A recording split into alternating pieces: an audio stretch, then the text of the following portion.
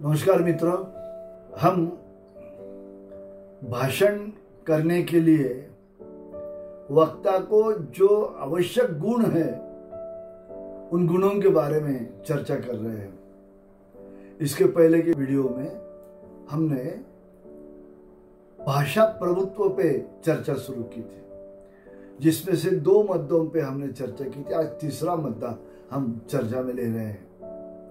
वो है काव्य पंक्ति, अलंकार, शेरो शायरी, गजल की कुछ लाइन, संस्कृत सुभाषित और संतों ने लिखे हुए दोहे।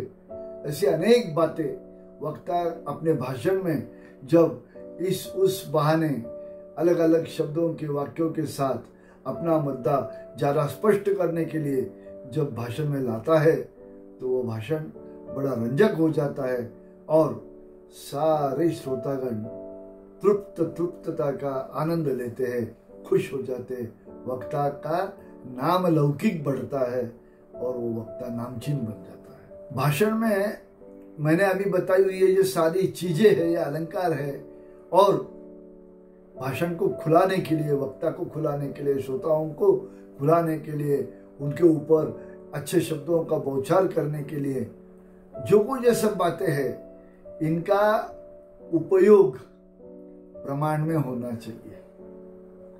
अगर वो प्रमाण में रहेगा तो रंजकता बढ़ाएगा।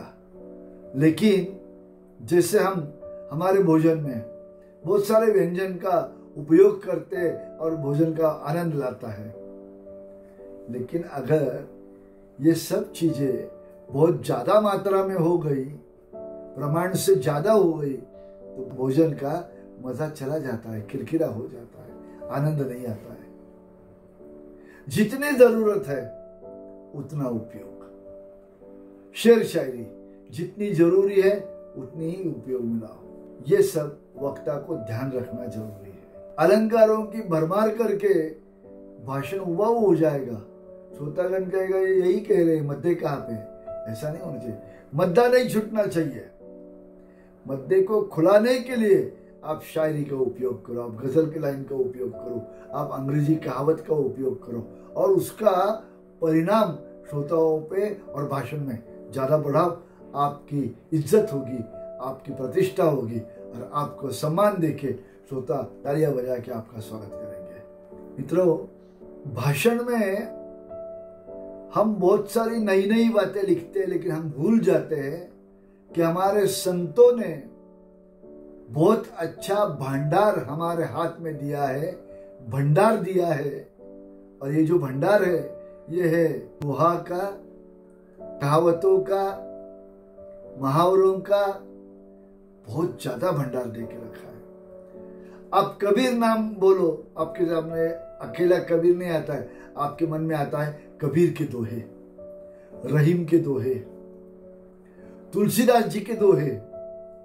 ये सभी दोहे जो है ये बड़े खूबी से लिखे हुए होते हैं और इन दोहाओं में बहुत ज्यादा सखोल अर्थ होता है, गहरा अर्थ होता है और इस गहरे अर्थ का परिणाम श्रोताओं के दिल दिमाग पे जरूर होता है और उन्हें वो पसंद आता है।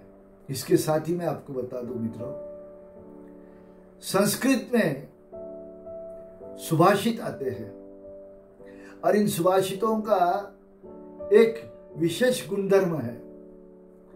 सुभाषित में पहली जो पंक्ति है उस पंक्ति में एक तत्व कहा जाता है।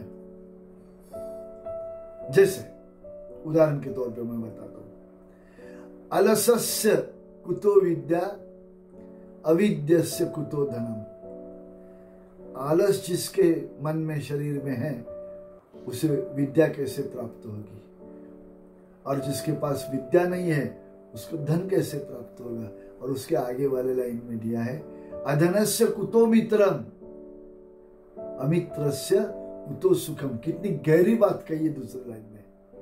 मित्रों, कहते हैं सुभाषितकार कि अविद्यस्य कुतो धनम, अधनस्य कुतो मित्रम। कितना गहरा मतलब है कि अगर अविद्या है, आपके पास शिक्षा नहीं है, आप पढ़े लिखे नहीं हो, आपके पास धन कहाँ से आएगा? और धन नहीं आएगा तो जिसके पास धन नहीं, जो निर्धन है, उसको शायद ही मित्र मिले या ना मिले।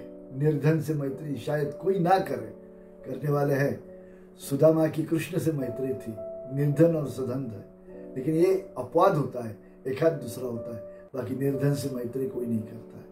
ये जो सुभाषित है, इसका अर्थ ध्यान में लेते हुए अगर आप उसका उपयोजन करते हो, उसका उपयोग करते हो, तो आपका भाषण बहुत ज्यादा प्रभावी होगा, रंजक होगा, श्रोताओं को पसंद आएगा। और इन सारी चीजों के साथ में आपका भाषण प्रभावी करो, सफल बनो और जिंदगी में हरदम सफल होते रहो, आगे जाते रहो।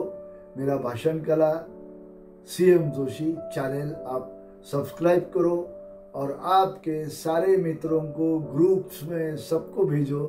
और अगर कुछ आप दुरुस्ती उसमें चाहते हो तो मुझे कमेंट्स में लिख के भेजो, तो मैं आपको अगली बार बहुत अच्छी सेवा दे सकूंगा। तब तक के लिए हार्दिक धन्यवाद।